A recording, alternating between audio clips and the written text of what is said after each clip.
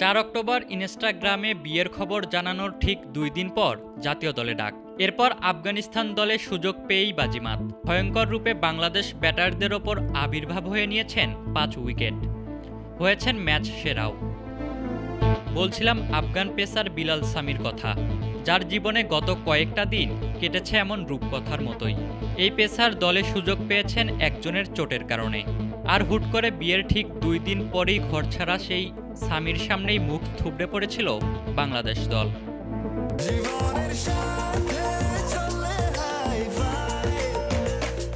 স্বাস্থ্যকর all time honeycomb, সব সময় অল টাইম হেলদি লাইফ।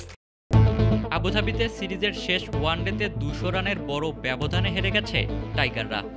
এই ম্যাচের আগে সামি বাংলাদেশের বিপক্ষে 2 ওয়ানডেতে সুযোগ পাননি। 2 ম্যাচ জিতে সিরিজ নিশ্চিত হওয়ায় এই ম্যাচে আফগান দলে সুযোগ পেয়েছিলেন এই পেসার। আর ওয়ানডে সিরিজে তিনি সুযোগ পান আরেক পেসার মোহাম্মদ সালিমের চোটের কারণে।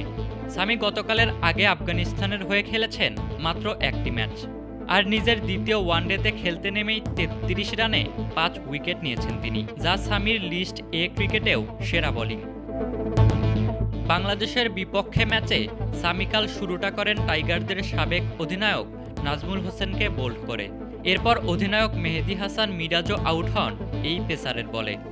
আফগানিস্তানের জয়ের দিনে শেষ 3 উইকেট নিয়ে 5 উইকেট পূর্ণ করেন সামি। আউট করেন রিশাদ হোসেন, তানভীর ইসলাম ও হাসান মাহমুদকে। এর ফলে ম্যাচ সেরার পুরস্কারও ওঠে তার হাতেই। ম্যাচ সেরার পুরস্কার পেয়ে সামি জানিয়েছেন কাজটা তার জন্য সহজ ছিল না, কারণ আফগান দলে অনেক বিকল্প আছে, আর এই ম্যাচের জন্য কঠোর পরিশ্রম করেছেন তিনি।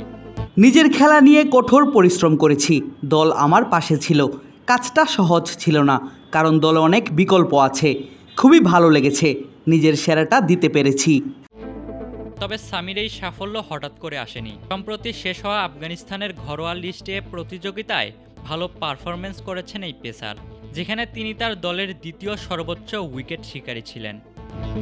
22.90 গড় ও 4.97 ইকোনমি রেটে নিয়েছেন 10 উইকেট। তার এমন পারফরমেন্স আর একটু ভাগ্য তাকে আবার আফগানিস্তান দলে ফেরার সুযোগ করে দেয়। সামির এই জার্নি তাই ভাগ্যের সঙ্গে কঠোর পরিশ্রমের এক অনন্য গল্প, যেখানে জীবনের নতুন অধ্যায় শুরুর পরপরই আন্তর্জাতিক ক্রিকেটেও নিজের জাত চেনান তিনি।